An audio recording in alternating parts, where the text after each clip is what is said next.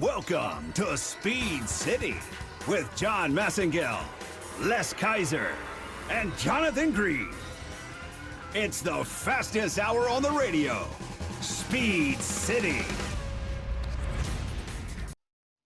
Okay, race fans, I'm delighted to start our new podcast for Trans Am by doing some one-on-one interviews with our drivers. And I start with, appropriately, our champion in TA2, Marc Miller, who did a brilliant job last year in 2019, wrapping up the title in style with room to spare. It was a fantastic season. And of course, obviously, we were all looking forward to next season, and you were going on to bigger and better and getting excited about 2020. But of course, it's all come to a stop. But we found the outlet of sim racing, of which you know a lot about anyway. So that's appropriate. And you are in our brand new E-Series. So we welcome you back to Trans Am as our current champion and as probably one of the top guys in our E-Racing Championship. So welcome, Marc.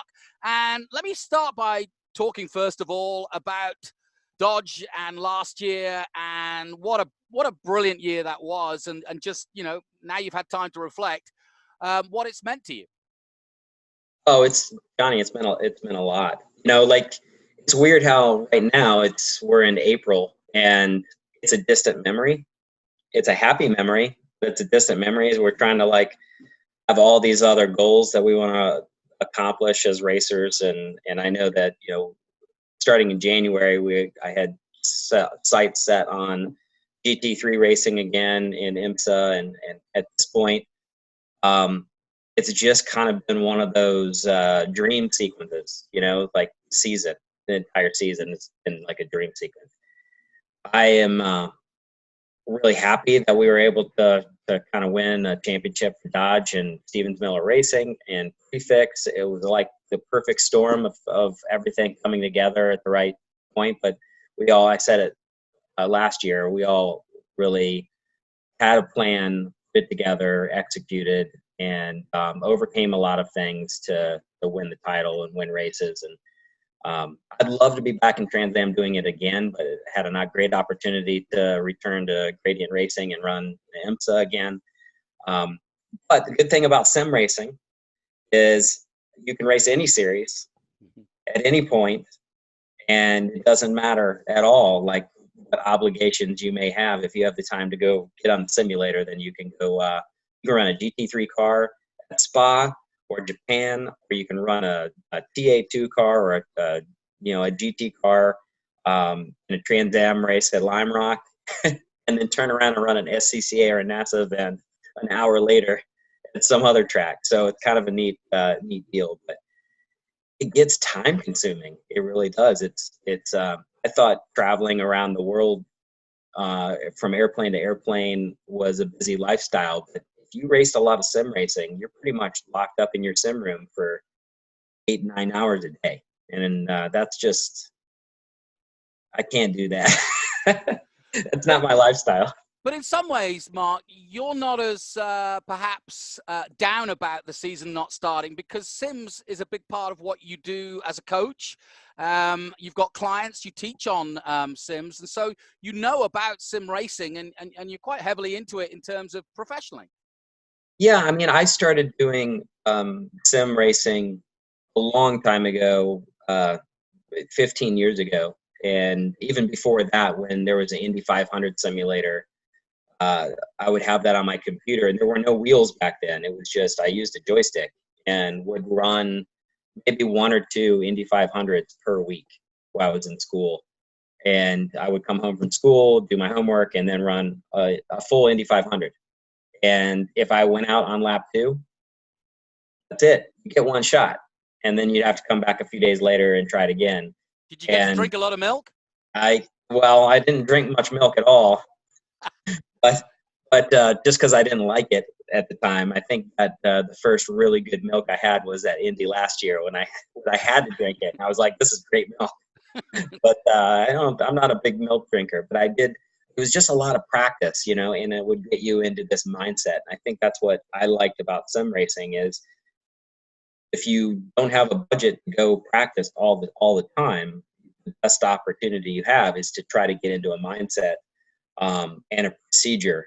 And I'm very big on having procedures and being consistent and doing things a certain way just to get you into a mental frame of mind to do it. And sim racing helps with that. So I really got into getting a nice sim system about 5 or 6 years ago. And at the time, it was nice. And now with technology that has changed, I'm finding that I'm having to upgrade and do certain different things. And every upgrade has made a step in the right direction and a difference. And right now, I am a little broken up about not racing season because there's no substitute for real. And real is I want to be 130 degrees in the car, and I want it to be sweaty, and I want the movement to be there, and I want there to be consequences for making mistakes, because that really keeps you sharp. And when there's not that, it's just not the same. You're in a simulator. It's a simulation.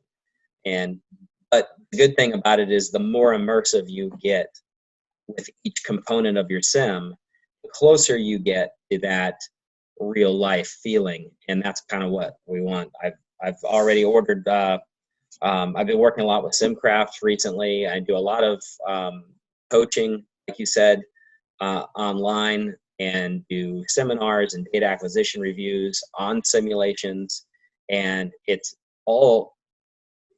helps, but right now it's the best we have because you can't go and test anywhere else. But I've been working with SimCraft recently. Just got a order for updated pedals, which just add more feel and more consistency to what we're doing. I think they make the best pedals on the market, and I've tested them in their simulator. Then what I've realized is it reproduces that pedal feel modulation ability that I would have in the TA2 car or the GT3 car or even the GT4 Porsche that I raced quite a bit. And I need that. I need that feeling, and I need to be able to practice it. So for me, it's worth the step. And I've also am going from a non-motion simulator to a motion simulator, and I'm on the list to hopefully get a Apex 2 Pro delivered. And just because I'm trying to, do I need it to race? No. Do I want it as a pro or someone who wants to be more immersive in what it actually is like? Then yes. And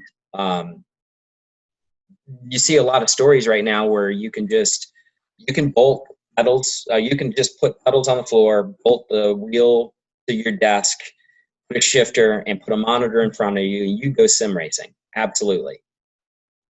That's not what I would do, because that's just a game. Well, I have games. I could play Xbox downstairs or whatever. I can, I'd rather go ride my motorcycle or something. It's a game. For me, it's the reason I race is to be competitive, to be the best at something. And I just wouldn't do it that way because I wouldn't find the enjoyment. You can do it. So now I'm finding that as it is more and more competitive, I'm enjoying the upgrade portion of it. I'm enjoying this component is going to do this for me, and I'm going to see a benefit because it's going to be closer to what I know is real, and I can tune real. Like I can get to that. And I think when you're limited with your equipment and you start to compensate and you find all the tricks to go faster, that doesn't translate to real life.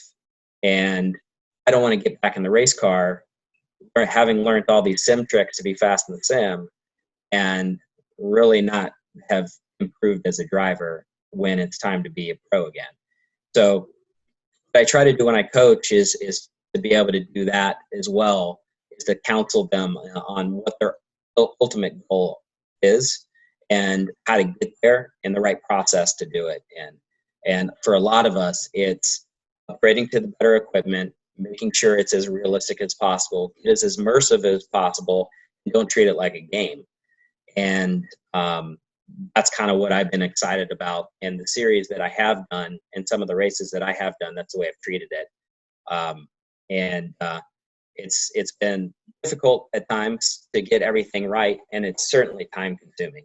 So yeah, and interestingly enough, I mean, motor racing, as we all know, is such an expensive sport, and teaching it, you need a track, you need a car.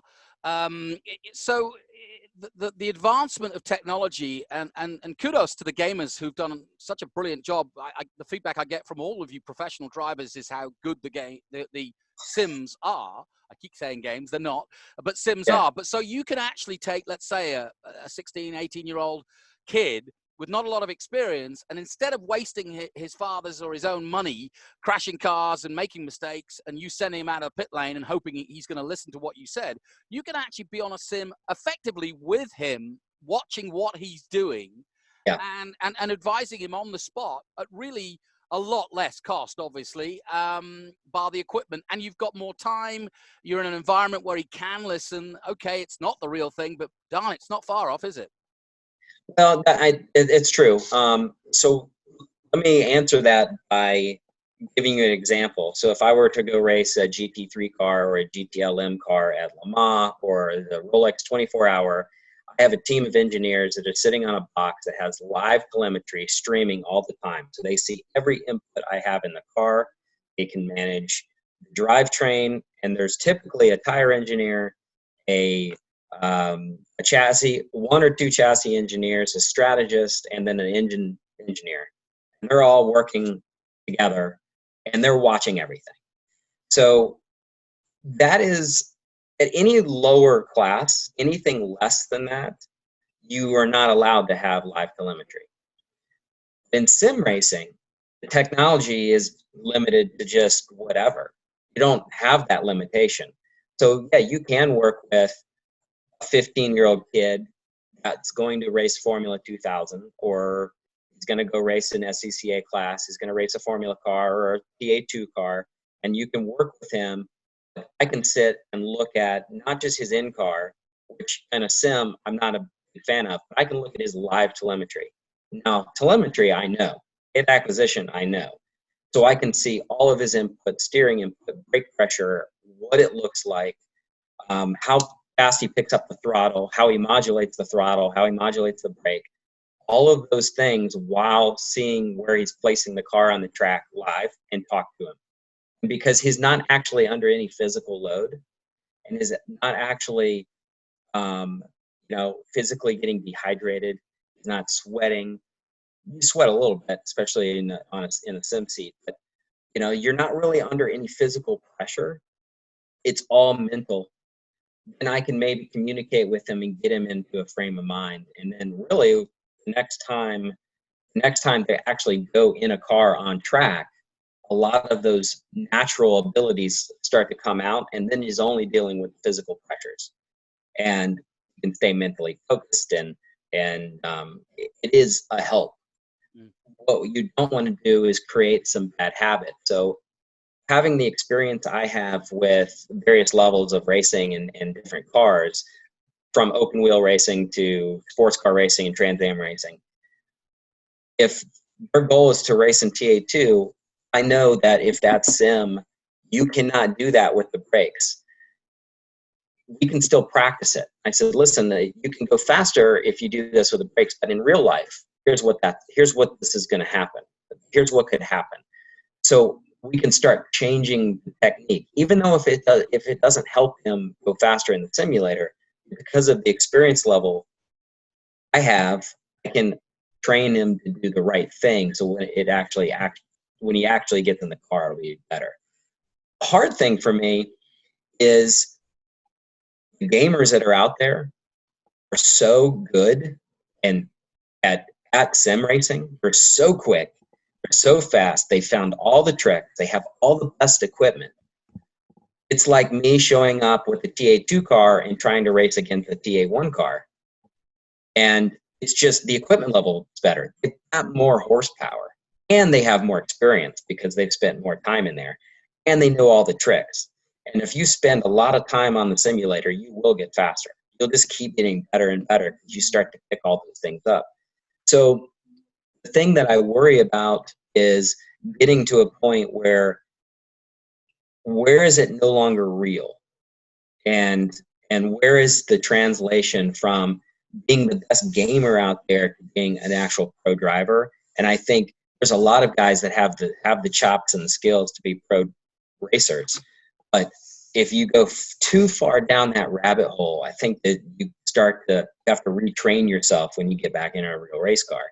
And that's kind of where I found the challenge is I think I have a hard time coaching gamers that want to get faster in simulation versus racers who are doing this at this time and we want to test and improve their skills in their race car and in pro sports. And I think that is my goal, is to work with those people.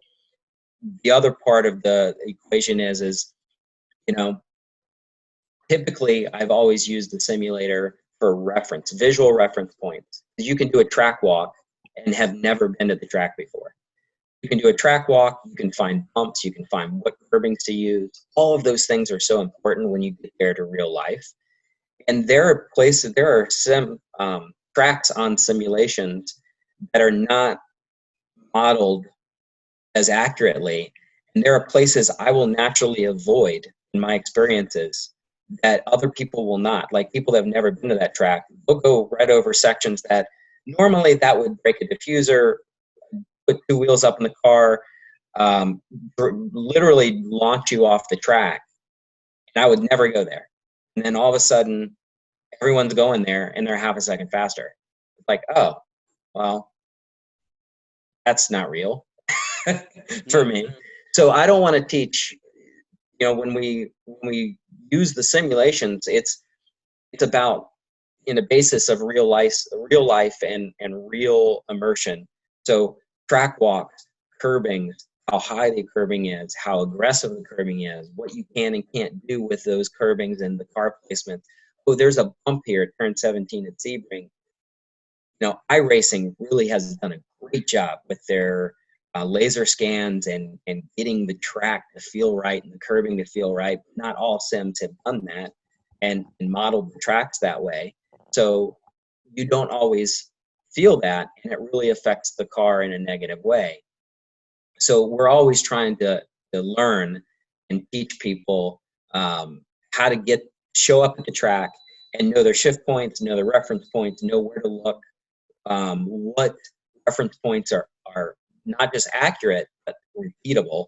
Because a lot of times you'll have a set of cones that they'll put out for braking points and things like that. I would never use that in real life as a cone, because the first person that knocks that cone 30 feet down the road and you try to brake there, you're going to end up 30 feet off the track at least. So I try to find all of those little visual references to be able to teach that. And simulations are really good to do that if the modeling is right. And the goal has always been to use the simulator to prepare clients for when they arrive at the track. That's this long list of things they don't have to learn when they get there. They already know it. And then that's where I find the best gains for the simulator. But because we can't go to the track and we can't race right now I have to use it for almost everything. And that, for me, I get demanding, because then now I want the best. I want the best immersion. I want to feel the most accurate, and I want to be the most realistic. And if it's not, then it just becomes like a game. And I want to win the game. I always want to win, but I'd rather it to be closer to real. Yeah, and what's interesting, and maybe I just sort of missed the era, because, you know, I've been commentating for almost 30 years now, and I don't want to be like everybody, and that's why I love it so much. But of course, I didn't have the money to go racing. But I've done a lot of race schools, both cars and bikes. And I, you know, I was desperate to learn, not because I wanted to be a racing driver or had aspirations of that, but because I wanted to learn more about the people I was talking about and how they go about their process. So I was a sponge. I wanted to learn. And so, yeah, I got on Superbikes as the Superbike commentator, and I went to Ron Haslam and Kevin Schwantz's school and Colin Edwards. And I got on real bikes, and I went around Silverstone and all these great tracks, and I learned a lot. But what I realized afterwards was, while I did move forward, I was doing things and going at speeds I'd never gone before. I'm not a racer. I've never taken part in a race. And so my whole mindset was, flight, flight fear or flight. It's kind of like, I'm at the edge of my capacity to keep up with what my brain is processing. And I think that now I'd like to go into some sort of simulating coaching thing, because I could learn quicker, because I'm not risking my life and therefore worried about those factors that don't obviously come into sim learning. Well, you mentioned motorcycles. Have you noticed that there really isn't a simulation for GP bikes? There's no, and really, you can have all the visual elements that we would have as on a race sim, like iRacing or Assetto Corsa or Project Cars or any of the ones that we have, R Factor. All of these simulations, you have the tracks, you have the ability. But what you can't emulate is the immersion, is the dynamics of it. And that's why, like, coaching is so difficult in a racing sim, because without full immersion, you don't get that full effect. And it's just because you're not physically doing it on a bike, so they can't change that. And you don't really have a proper bike simulation. It's not much different in the car until you really get into more immersive motion technology and things like that. So yeah, the MotoGP races were held. They're doing their own E-series, but they're all on controllers. Right. It's just not the same. So I mean, imagine what it would be like if they could actually create a full sim where their natural body mechanics is how they get there as far as weight transfer, because you use your body so much. But in a race car, your body is taxed a lot. And when you physically are starting to drain and you get tired, that's really when the mental focus has to be at its peak. And I just get into the whole driver science behind it, have interest in just what it does to the body and how you can even emulate that in the sim. And you need the motion, you need the stressors, you need the G-forces, you need all of that. You need to sit, you need to not drink and feel how it's like to be dehydrated. You can't press the pause button. I think is a key element to getting involved. Like, really, as a pro driver, I want to be involved. But for fun, I don't want any of that. Like, there are times where you have to look at the upsides of having simulations and the cockpit and all the steering wheels and all that stuff. Because I could literally leave this conversation and go down and within 5 minutes be on a track and just literally turn people around. Yeah. Like, go to a stock car track and beat and bang and laugh and enjoy life and have fun and be about racing. And that's the other side of it. Like, I want all of these things for my career and to really take it to the next level and improve away from simulator, but improve at the track. Mm-hmm. But at the same time, it should still be fun. Yeah. Like, I don't go to the track and have this scowl on my face. I don't know, anyone who's been to the race and seen me, for the most part, I'm smiling, I'm happy, I'm very uplifted. I'm really focused, but I'm having fun. I wouldn't do it if I didn't. Yeah. So I don't want to get anybody wrong. It's okay to go down and just get into a room and just blow off some steam. Yeah. And joke around with people and hunt people and whatever. But when it gets serious, on the sims, like these organized events, I want to win races. I want to be competitive, just like I would in pro racing. But at the same time, it still has to be fun. So, well, let's change subjects a little bit then, because we have now, started our E-series. We've kind of been forced to. It wasn't something we were planning on necessarily. We hope we should be at Laguna now, but instead we're e-racing. But the nice part is that you're racing against the competitors you've raced against before. It's all Trans Am races, past, present, some new, some just starting out. Some guys like Boris been around forever. And then you've got yourself and Ernie, and I think that side of it. Well, you tell me. Give me your take on this 8-round series that we've set up. I'll tell you what I do like is the fact that I get to race against guys that I haven't raced against before. Like Ernie, I don't often get to race. He runs a few TA2 races here and there, but I don't never ran TA1. You've got your regulars like Lagacy and Merrill, but I had not raced against Cameron Lawrence until since IMSA, since Grand Am, when he ran back then, and maybe a few GT races. I don't get the chance to race against some of those guys very often. I don't know if I've, like, it's funny, like even Josh Hurley, I hadn't raced against Josh since 2014, like 5 years ago. So it's kind of like one of those situations where we do get to race against people that we normally wouldn't have, but at the same time race against guys that we normally did. So it's a mix. It's a whole new class of people. And no matter what class they were in, whether it be SGT or TA2, 3, 4, now everyone's together in this one class series, and we're all trying to play catch up, to see who can kind of like come out of it as a dominating force. And I know to be fast in a series, you're going to have to work at it, and you're going to have to improve your stuff, and figure out what settings are the right settings, just like you would in real racing, and have to get a little tricky sometimes. And you also have to be lucky, and you also have to be because in sim racing, remember, there's no consequences, right? So maybe that turn one dive bomb you would never consider in real life, you'd maybe consider it a few times in sim racing. So it just comes down to, like, there's still no consequences. So or not that much of a consequence physically. And but I find, like, as Trans Am starts to sort out like their procedures and everything, it's just going to get such a better and better product over the season.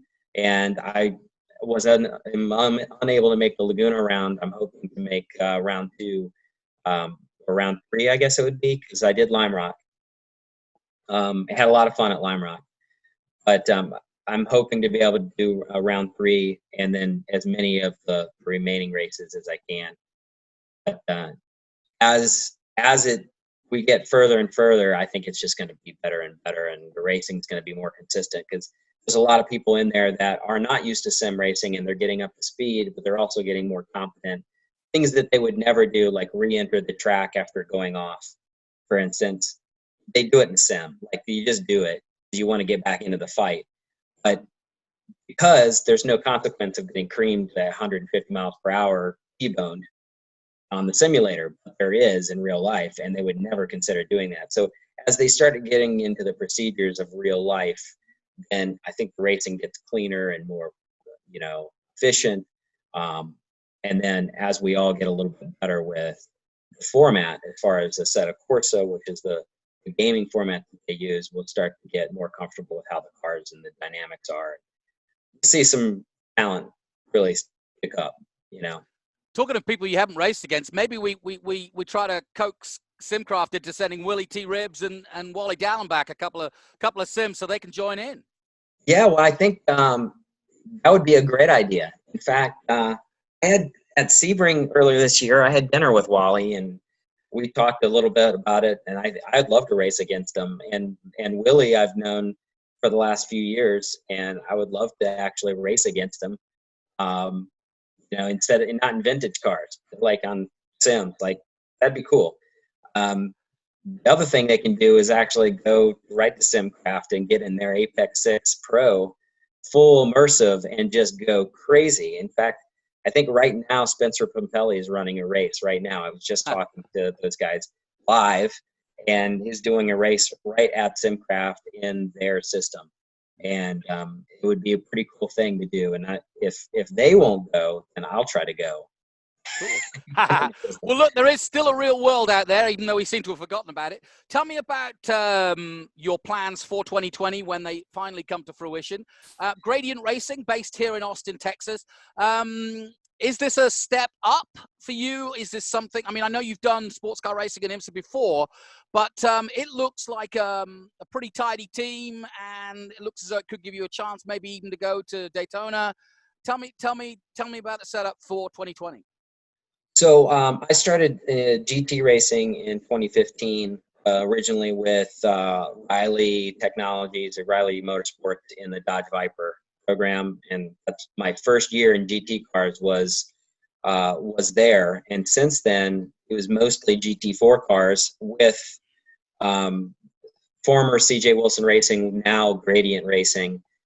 Gradient has been on the IMSA schedule, doing IMSA races since 2011, and the core group, and I've been with them from the beginning. And I had a great opportunity. I raced with them last year in the SRO Blancpain America Series, which is World Challenge America, in the Acura NSX GT3. And in 18, we ran a couple races. We ran Sebring 12-hour and Watkins Glen 6-hour in our Acura. And so this will be the first full season. When I say that, I mean, it was intended to be the first full season program that we've been able to do in a GT3 car as Gradient Racing. Last year, I didn't run the full season because I had commitments to race with Stevens Miller Racing in 2019, and I missed, I think, 4 events last year with Gradient. And this year, I had the opportunity to run IMSA for the Sprint program, which was an 8-race series, of which Long Beach and Detroit had been canceled due to the pandemic. So, which is frustrating, but it's the right decision for the safety of everyone across the country and our teams and our families. But we are now trying to figure out when we actually start. But when we do start, I'll be racing an Acura GT3 with Gradient Racing and IMSA for the Sprint Championship. We're hoping to build on that and be able to compete in the full IMSA schedule in 2021. And that's the ultimate goal. It's kind of been our goal from the very beginning since 2011, is to kind of work our way up to the WeatherTech Championship and compete at the highest level in a GT3 car. And, we've accomplished quite a bit over the years. We've been a ST champion in the IMSA series and a DS class GT4 race winner and championship contenders in 16 and 17. And we had a pretty successful debut at Sebring that probably would have ended up in the top 6 to 7, which would have been a great result for us. But had a pit delay. We lost laps replacing a nose in the pits, and this was kind of out there, but I think we're going to find some ability, I think, with this testing ban. We're actually using the simulator quite a bit to do some driver training and also some engineering work. And that's another thing that has been helpful with our simulations, is to be able to have our race engineers experience the tracks the way we experience them, see the bumps, see where the curbing, how it affects the cars, and be able to see that before we even go to the track. Some of the stuff that we've been working on in our downtime, and we're really hoping that this we can get started. And we're kind of shooting for July right now. I think is where we're going to end up if everything goes to plan. Is starting the series in July, but in the meantime, we're just trying to continue working day to day on developing the program and looking at 2020 when we do start racing. We have some great partners that we want to keep working with and help them, really kind of get back into the swing of things as we get going again. Going back to the sim for a second, there could be a really positive thing that comes out of this for both the gaming world and Trans Am as well, because Joseph Newgarden was asked about this for Indy, and he made a very telling comment, which was this virus and this opportunity to race online with real racing drivers and real IndyCar drivers has given the gaming world a chance to get real feedback from the guys that actually do it, and therefore it will help their development because there are certain things that they would say that wouldn't happen or this wouldn't happen. Would you feel the same way that that could happen with Trans Am if you guys are able to give your feedback, as it develops? Oh, absolutely. In fact, if anyone that's developing those platforms can make adjustments, I mean, that's what Simcraft and iRacing and a lot of the simulation companies is actually work with pro drivers. And where, like I said, it's all about becoming more and more immersive and more real. And how can you get more real than actually having feedback from someone who does it for real? And if this braking model does not feel right, and this is not how this would work, and they can update it or change it and create new tire models, which they do, track layouts, just to make it more and more accurate, then it's going to be a huge help. And same for the Trans Am program. As they get driver feedback,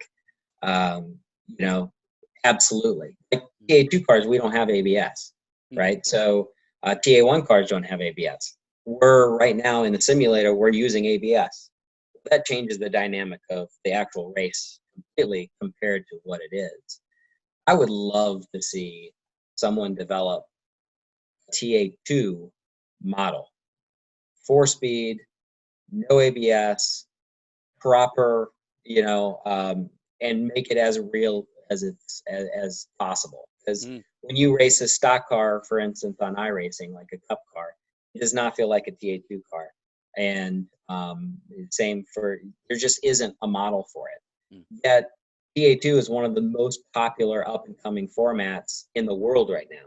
And if you have a model for it, it would be a huge benefit for not just the people that want to drive it, but to actually get people out there that watch it experience what it's actually like to run a TA2 car. I think it's a great format to have, and it'd be nice to see it more on the track rather than what we currently have. On that subject, that's interesting that you bring that, because I wanted to talk to you. I spend a lot of time down under in Australia and New Zealand and Asia. I do a lot of Asian racing. And you're right, Trans Am and TA2, the basic model, is suddenly growing exponentially at the moment, and is involving companies like Howe, McLaren, and while Holden have sort of stepped back as Super V8 racing continues. It seems like certainly in New Zealand, everybody's looking towards the future of potentially, well, not potentially, they've already got the licenses to go TA2 racing. So tell me a little bit about, for the New Zealand fans, a little bit about why Trans Am is the business and why you love it so much. Well, I think what people are going to realize, or what they see, is it's such a well thought out, cost contained format. And I know, like, I look at the Super V8 touring cars, the cost level just increases. It's no different than touring cars here in North America when World Challenge had it, and you'd have like 4-cylinder. It's like British touring car racing. The cars just develop bigger and bigger and bigger, faster and faster, and more money. GT racing is the same. TA2 is been able to kind of cost contain quite a bit. And that's a huge benefit because it keeps the cost down while the performance level really isn't too hindered. I mean, if you look at the speed of a TA2 car, it's in between a GT4 car, which typically has a base price of about $200,000, and a GT3 car, which is at least $500,000 to $600,000. And it's in the middle of that at half the cost of a GT4 car. So when you look at the cost based on performance, you'll find that you have such an interesting dynamic when it comes to just what you get for what you pay for. Mm-hmm. And you don't necessarily have that in a lot of other forms of motorsport right now. The other thing is the cars are extremely safe. I've taken a wallop in one of these cars that Howe Racing has built, and walked away without any issue.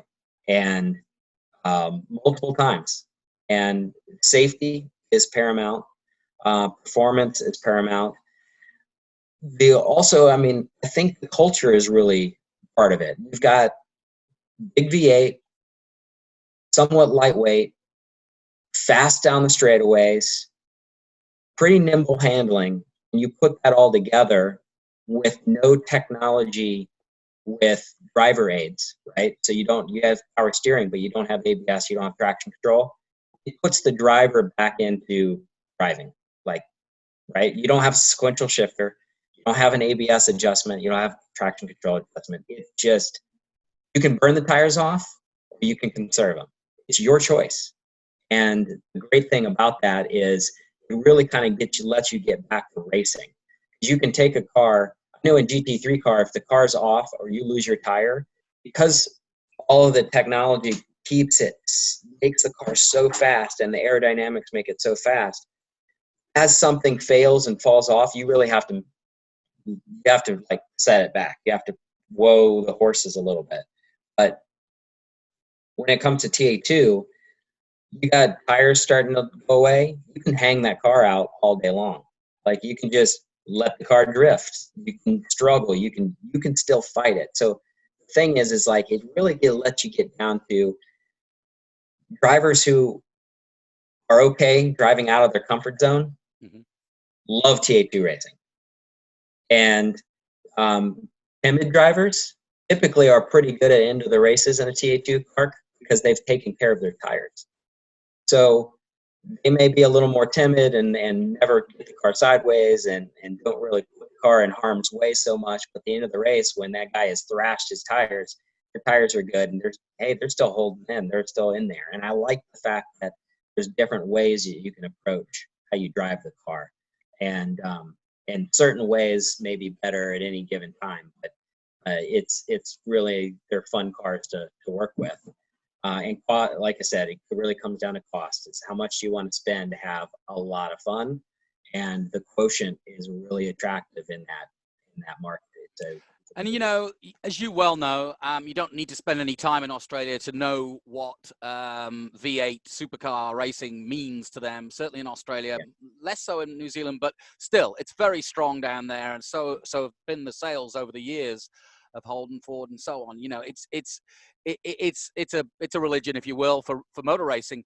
But what I think is, TCR has obviously emerged in touring cars, but that doesn't attract them. They need the muscle. They like the muscle. They've even got historic muscle car racing series as well. So I've got a feeling that TA2 will grow. It's already growing in Asia, Australia, and New Zealand, and I think it and South America. And South America. And so I still think it's what I would call old school racing, but real racing. And I think it has a future in a world which is quickly going the other way towards electric. I still think that this could be the last man standing.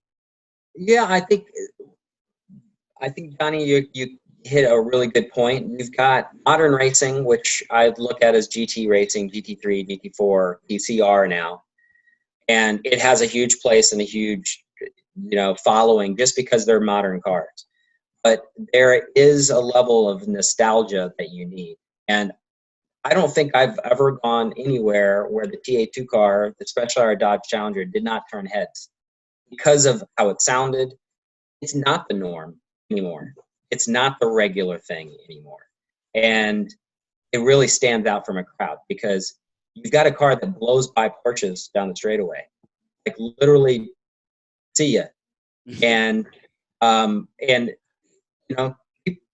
cars now, like race cars, are getting faster in the corners but slower on the straightaways. TA2 is still that old adage, like horsepower down the straightaway and you manage the corners. And I think that nostalgic point of view is really important to have. And there's a lot of people, like you say, that choose that.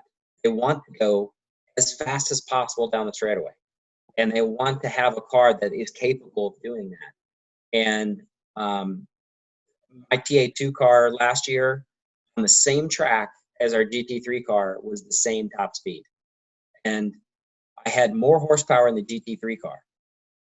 So it just comes down to aerodynamics and drag and downforce, and that is a limiting factor. And the TA2 car just doesn't have that drag and the downforce that the GT3 car produces. Cornering and braking, much different story. And that's where that time shift comes from. The top speed is the same. So you're getting the top speed of a $600,000 car. It's for the same, for a sixth of the price. And it just becomes, you know, a lot of fun. It's fun. And racing those cars, you have to have a little bit of respect for one another too, for sure. But it's still a stock car. So you can put a bumper on someone and you can kind of move someone a little bit. And you just can't do things like that in a GT3 car because you'll hurt your car. And, you know, TA2 is old school racing. And I think any race fan, that's one of the things that you don't see, even in NASCAR nowadays. You know, you don't see enough of old school racing because the cars are so aerodynamic dependent that you can't get close enough to someone to give them that little nerf for that little get them sideways safely. You can't do it safely because if you take the air away from a rear of a NASCAR right now at 160, the car just goes into the wall. And Indy cars the same way, GT cars same way. So I think race fans are really kind of struggling to see that old school racing. That's a product that TA2 really is able to give you. Yeah, I agree with you, Mark. Thanks for your time, and I just want one more question to ask you. But what for Marc Miller? What ambitions? You've achieved so much. You seem to be enjoying what you're doing. You're making a career both professionally as a racing driver and also as a coach and lecturer and so on. What about yourself? What ambitions in terms of races, perhaps maybe iconic races, would you like to see yourself competing in before you hang it up? I'd love to go back to Le Mans. I love GT races, so I'd love to go back to Le Mans. I'd love to do more races in Asia and Japan and around the world. But you know, the goal, I think a main goal is to run a full season at IMSA and be able to run the Rolex and Sebring and Watkins Glen, the Petit Le Mans all in the same year.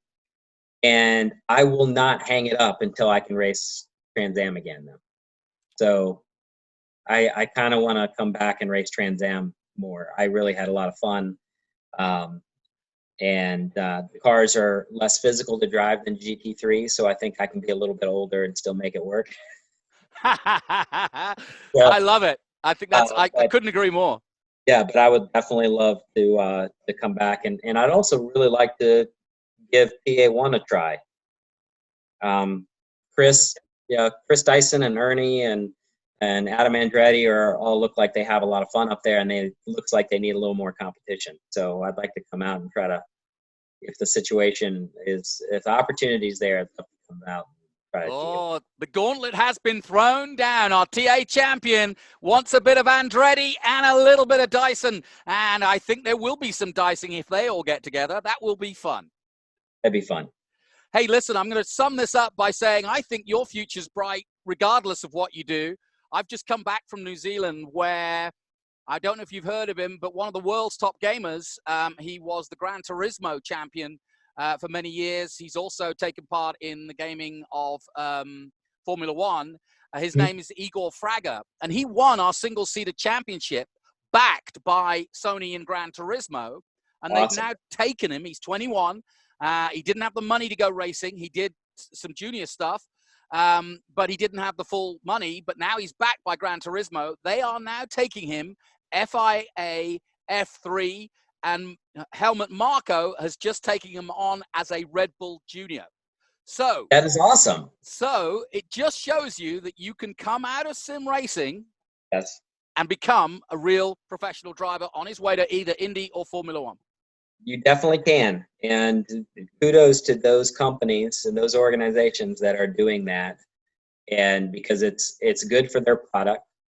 And if you have a pro driver that comes out of something that they've created like that, I think about all the driver development programs I've been involved with over the years that were sponsored, and it's no different, except we were given the opportunity to do it real right from the beginning, karting, formula cars. Sure.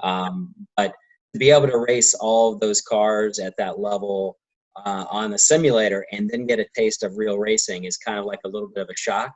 And it's good that they're finding the diamonds in the rough, so to speak. Well, it's pretty cool. He beat another Red Bull Junior and then got a contract himself, and he was flying in the real deal. That's awesome. Well, listen, Mark, thank you so much, and best of luck in your E8 round, or you'll be, for you, probably 6 rounds. But I think they're gonna taper it so that we're gonna have different drivers as the weeks go on. So it might be that as we get towards the end of the championship, there is a Trigon trophy up for grabs, a real one. That's awesome. Yep, John Claggett has committed to that. And there is some prizes, some real world prizes as well. So it's worth taking part. And as you say, you get a chance to race against the likes of Ernie and people you may not have raced. So I wish you luck. And as our champion, we're delighted to have you back and delighted to hear that you want to come back and do Trans Am racing again. Well, thank you. And yeah, I don't say anything I don't mean. So I'm absolutely serious about it.